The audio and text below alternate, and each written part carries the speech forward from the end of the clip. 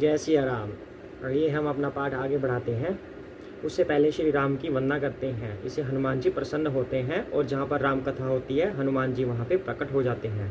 किसी को सामने दिखे या ना दिखे पर हनुमान जी वहाँ होते हैं। सबसे पहले जय श्री गणेशा, जय श्री शंकर भोलेनाथ, पार्वती माता की जय हो, तुलसीदास जी की जय हो, वाल्मीकि जी की जय हो, श्री रामचंद्र लक्ष्मण जी की जय हो, भक्त शत्रुघ्न जी की जय हो, सीता माता की जय हो, हनुमान जी की जय हो। जय सिया राम, जय सिया राम, जय सिया राम, जय सिया राम, जय सिया राम, जय सिया राम, जय सिया राम, जय सिया राम, जय सिया राम, जय सिया राम, जय सिया राम, जय सिया राम, जय सिया राम, जय सिया राम, जय सिया राम, जय सिया राम। जय श्री कृष्ण चैतन्य प्रभु नित्यानंद, श्री अद्वैत गदाधर शिव सादि गौर भक्त वृंदा। हरे कृष्ण कृष्ण कृष्ण हरे हरे, हरे राम राम राम हरे हरे। श्री रामचंद्र रघुपुंग वैराज वरय राजेंद्र राम रघुनायक राघवेश राजाधिराज रघुनंदन रामचंद्र दासो मध्य भक्त शरणागतो अस्मि। जय सिया राम। तो लास्ट एपिसोड में हमने क्या किया था? पिछली बार हमने देखा कि श्री राम ने कुंभकर्ण का वध कर दिया था। उसके पहले एक हाथ काटा, फिर दूसरा हाथ काटा, फिर उसकी गर्दन उड़ा दी। उसकी गर्दन के उसके बाद 2 भाग किए गए। यह सब देखकर सभी देवता गणों ने आकाश में से फूल बरसाए। उसके बाद फिर नारद जी वहाँ पे आए। अब आगे करते हैं। जय सिया राम। गगनों परी हरि गुण गन गाए, रुचिर बिरस प्रभु मन भाए, बेगी हतहु खल कही मुनि गए, राम समर महि शोभत भय। आकाश के ऊपर से उन्होंने श्री हरि के सुंदर वीर रस युक्त गुण समूह का गान किया। किन्होंने किया? नारद जी ने। जो प्रभु के मन को बहुत ही भाया। मुनि यह कहकर चले गए कि अब दुष्ट रावण को शीघ्र मारिए। उस समय श्री रामचंद्र जी रणभूमि में आकर अत्यंत सुशोभित हुए, क्योंकि उन्होंने कुंभकर्ण को मार दिया था। अब आगे। संग्राम भूमि विराज रघुपति, अतुल बल कौशल धनी, श्रम बिंदु मुख राजीव लोचन, अरुण तन सोनित कनी, भुज जुगल फेरत सरसरासन, भालू कवि चहुदिसी बने, कह दास तुलसी कही न सक, छवि शेष जेहि आनन घने। अतुलनीय बल वाले कौशलपति श्री रघुनाथ जी रणभूमि में सुशोभित हैं। मुख पर पसीने की बूंदें हैं। कमल के समान नेत्र कुछ लाल हो रहे हैं। शरीर पर रक्त के कण हैं। दोनों हाथों से धनुष बाण फिरा रहे हैं। चारों ओर ऋक्ष वानर सुशोभित हैं।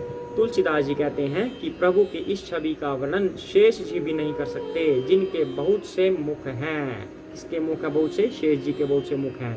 कह रहे कि इतने मुखों से भी खुद शेष जी श्री राम के बल का वर्णन नहीं कर सकते। जो छवि उस समय प्रकट हो रही है प्रभु श्री राम की, उस छवि का वर्णन नहीं कर सकते। इतनी सुंदर शोभामय श्री राम जी उस समय लग रहे हैं। निसीचर अधम मलाकर ताहि तीन निज धाम, गिरिजा ते नर मंद मति जे न भजहि श्री राम। शिव जी कहते हैं हे गिरिजे। अब यहाँ पे बात है कि अभी तुलसीदास जी कह रहे थे, अभी शिव जी कह रहे हैं।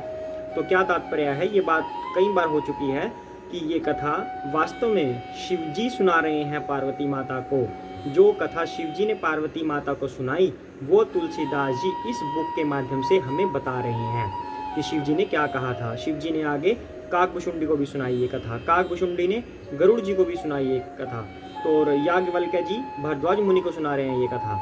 तो ये कथा तो एक ही है पर शिव जी से चलती आ रही है। शिव जी ने सुनाई थी कथा। इवन ये कथा पूरी होने से पहले ही विश्वामित्र जी ने इसको लिख दिया था, वाल्मीकि जी ने इस कथा को लिख दिया था पूर्ण होने से पहले। यानी कि शिव जी ने तो ये कथा होने से पहले ही काफी समय पहले सुना दी थी पार्वती माता को, और बार बार सुनाते भी रहते हैं। उसके बाद भी सुनाई, पहले भी सुनाई।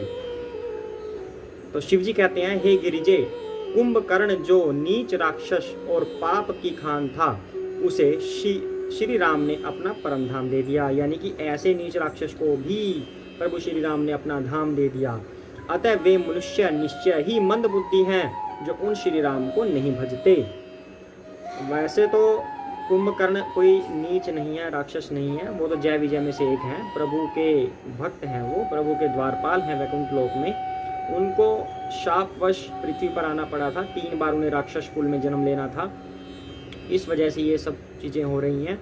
लेकिन ऐसे मनुष्य रूप में भगवान अवतरित हुए हैं और कुंभकर्ण ने राक्षस के रूप में अवतार लिया, अवतार कह सकते हैं, जन्म कह सकते हैं, जन्म लिया हुआ है, अवतार नहीं जन्म लिया हुआ है कुंभकर्ण ने राक्षस के रूप में। तो देखने में जो प्रतीत होता है तो राक्षस ही देखने में, तो इस समय तो उनका रोल राक्षस का ही है। तो कह रहे हैं शिव जी कि उस राक्षस को भी प्रभु ने अपना परम धाम दे दिया, तो आम मनुष्य को क्यों नहीं देंगे, आम मनुष्य क्यों नहीं बसते श्री राम को, ऐसा शिव जी कह रहे हैं। दिन के अंत फिरी दौ अनी समर भई सुभट्ठन श्रम घनी राम कृपा कपि दल बल बाढ़ा जिमी त्रैन पाई लाग अति डाढ़ा। दिन का अंत होने पर दोनों सेनाएं लौट पड़ी। अब सेना का क्या काम था, उनका जो मेन हेड था उस दिन का वो तो चला ही गया। आज के युद्ध में योद्धाओं को बड़ी थकावट हुई, परंतु श्री राम जी की कृपा से वानर सेना का बल उसी प्रकार बढ़ गया जैसे घास पाकर अग्नि बहुत बढ़ जाती है, सूखी घास पाकर। छिजही निसीचर दिनु अरुराती निज मुख कहें सुकृत जहि भांति बहु बिलाप दस कंधर करई बंधु शीस पुनि पुनि उड़ धरई। उधर राक्षस दिन रात इस प्रकार घटते जा रहे हैं जिस प्रकार अपने ही मुख से कहने पर पुण्य घट जाते हैं। इसका मतलब क्या है कि अगर कोई अपने मुंह से कह देना कि मैंने ये कार्य किया, मैंने ये कार्य किया, तो उसको वो कराया हुआ सारा व्यर्थ हो जाता है। तो इसलिए कभी अपने किए हुए का अभिमान नहीं करना चाहिए, ना ही बखान करना चाहिए। कहीं पे दान देते हैं तो उसका बखान नहीं किया जाता कि मैंने इतना दान किया, मैंने की भावना उसमें आ गई, अहंकार की भावना आ गई। लेकिन वास्तव में जो मैंने किया दान, मतलब मैं की भावना आ तो चुकी है, जो मतलब मैंने दान किया वो दिया किसका हुआ है, हमें वो भगवान का ही दिया हुआ है। तो हमने जो भगवान ने दिया था उसी को दान के रूप में आगे ट्रांसफ़र किया है, दिया नहीं है किसी को। दिया तो हमारा होता तब देते, हमारा कुछ है ही नहीं, भगवान का है, हमने तो उसको भगवान के आए हुए को ट्रांसफ़र किया है। इसलिए कहते हैं कि पुण्य को कभी बखान नहीं करना चाहिए, गाना नहीं चाहिए हमारे दान को, किसी भी चीज़ को। तो वही बात श्री रामचरितमानस में, मतलब श्री रामचरितमानस में ये बात कही गई है, प्रमाणित है ये बात कि जैसे अपने दिए हुए दान को कहने पर या वो उसके पुण्य घट जाते हैं, तो इसी तरह राक्षस दिन प्रतिदिन घटते जा रहे हैं। रावण बहुत विलाप कर रहा है, बार बार भाई कुंभकर्ण का सिर कलेजे से लगाता है। रौवही नारी हृदय हति पानी तासु तेज बल विपुल बखानी मेघनाद ते ही अवसर आयो कही बहु कथा पिता समुझायो। वहाँ पर भाई तो विभीषण ही है, रो रहा है बार बार कि ये क्या हो गया, बहुत समझाया था हमने, नहीं माने हो। तो विभीषण तो अच्छा था ही, पर अपने धर्म पर अडिग था विभीषण, इसलिए उनका साथ छोड़ना पड़ा। पर फिर भी परिवार के हिसाब से उनको दुख था काफ़ी। आगे स्त्रियां बहुत बड़े भारी तेज और बल को बखान करके हाथों से छाती पीट पीट कर रो रही हैं। उसी समय मेघनाथ आया और उसने बहुत सी कथाएं कहकर पिता को समझाया, यानी कि मेघनाथ का घमंड अभी भी कम नहीं होगा। वो पिता को समझा रहा है कि हम ये कर दिखाएंगे, वो कर दिखाएंगे, ऐसा तो होता रहता है ये सब, यानी कि उसको समझदार बनने का मौका ही नहीं दे रहा अभी भी मेघनाथ। देखेहु काली मोरी मनुसाई अब ही बहुत का करो बढ़ाई इष्ट देव से बल रथ पायो सो बल तात न तो ही देखायो। और कहा मेरा कल पुरुषार्थ देखिएगा पिताश्री, अभी बहुत बड़ाई क्या करूं हे तात, मैंने अपने इष्ट देव से जो बल और रथ पाया था वह बल और रथ अब तक आपको मैंने नहीं दिखाया आज तक। यानी कि अभी भी कोई तीर का तिक्का, क्या बोलते हैं उसको, हुक्म का इक्का कुछ पड़ा है मेरे पास, अभी वो दिखाया नहीं है, अभी वो दिखाऊंगा मैं। मेघनाथ कह रहा है एही विधि जलपत भयउ बिहाना चहूँ द्वार लागे कपिनाना इत कपि भालू काल समवीरा उतरज नीचर अति रणधीरा। इस प्रकार डींग मारते हुए सवेरा हो गया। लंका के चारों दरवाजों पर बहुत से वानर आ डटे। इधर काल के समान वीर वानर भालू हैं, उधर अत्यंत रणधीर राक्षस हैं। यानी कि दोनों सेनाएं फिर से आमने सामने हो गई। सुबह हो गया जब लरही सुभट निज निज जय हेतु बरनी न जाई समर खग केतु। दोनों ओर के योद्धा अपनी अपनी जय के लिए लड़ रहे हैं। हे गरुड़, उनके युद्ध का वर्णन नहीं किया जा सकता। अब ये शब्द कहाँ से आए, हे गरुड़, दो शब्द किसने बोले ये शब्द एकदम से?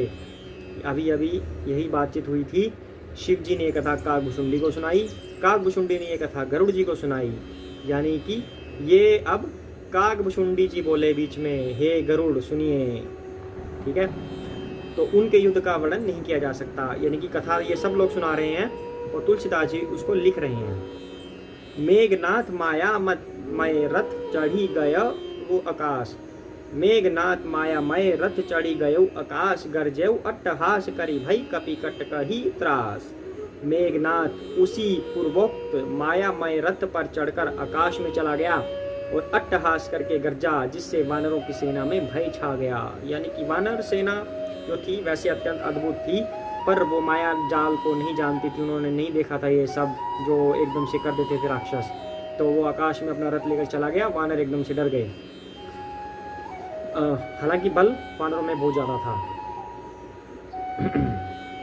शक्ति शूल तरवारी कृपाना, अस्त्र शस्त्र पुलिसायुध नाना, डारे पर सुपरिग पाशाना, लागेऊ वृष्टि करे बहुन बाना।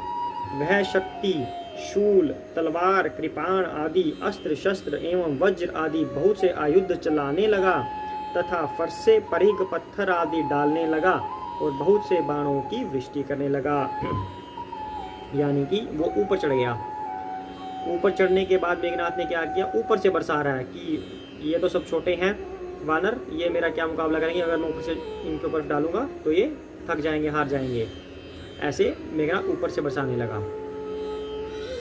10 दिशी रहे बान नभ छाई, मानहु मघा मेघ झरी लाई, धरु धरु मारु सुनिया धुनिकाना, जो मारई ते ही कऊ न जाना।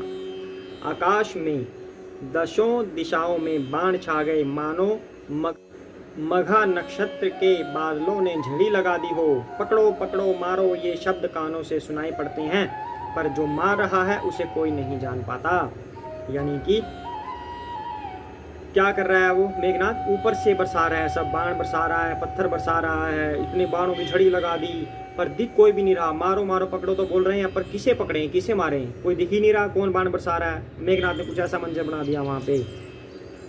तो गही गिरी तरु आकाश कपिधा वहीं, देखहीं ते ही न दुखित फिरिया वहीं। अवगट घाट बाट कीरी कंदर, माया बल किन्हेसी सरपंजर। पर्वत और वृक्षों को लेकर वानर आकाश में दौड़कर जाते हैं, पर उसे देख नहीं पाते, इससे दुखी होकर लौट आते हैं। मेघनाथ ने माया के बल से अटपटी घाटियों, रास्तों और पर्वत कंदराओं को बाणों के पिंजरे बना दिए, यानी कि बाणों से छा दिया। यानी कि कुछ वानरों में ऊपर उड़ने की शक्ति थी, वो आकाश में जा रहे थे पेड़ पौधों को लेकर, पर किसी को देख नहीं पाते थे क्योंकि वो अदृश्य हो गया था मेघनाथ। तो फिर वो वापस लौट आते हैं। और उसने मेघनाथ ने उसके बाद क्या किया, जितनी भी घाटियां थी, रास्ते थे, पर्वत की कंदराएं थी, गुफाएं थी, उन सबको बाणों से लाद दिया, बाण ही बाण डाल दिए, ताकि कुछ पता ही नहीं चले कहाँ पे क्या है।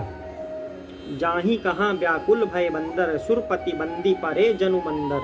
मारुत सुत अंगद नल नीला, किन्हेसी विकल सकल बलशीला। अब कहाँ जाएं यह सोचकर रास्ता न पाकर वानर व्याकुल हो गए, मानो पर्वत इंद्र की कैद में पड़े हों। मेघनाथ ने मारुति, हनुमान, अंगद, नल और नील सभी बलवानों को व्याकुल कर दिया। यानी कि हनुमान जी भी व्याकुल हो गए, ऐसा कह रही है श्री रामचरितमानस। अंगद, नल, नील सभी व्याकुल हो गए। क्यों व्याकुल हो गए, क्योंकि वो दिख ही नहीं रहा। जब दिख नहीं रहा तो क्या करें अब, यानी कि अब श्री राम को ही कोई ऐसा अस्त्र चलाना पड़ेगा, या लक्ष्मण जी को कोई ऐसा अस्त्र चलाना पड़ेगा जिससे वो जो अदृश्य है वो दृष्टि में बदल जाए, वो दिखने लग जाए। तो आज के लिए इतना ही करते हैं। जय सिया राम।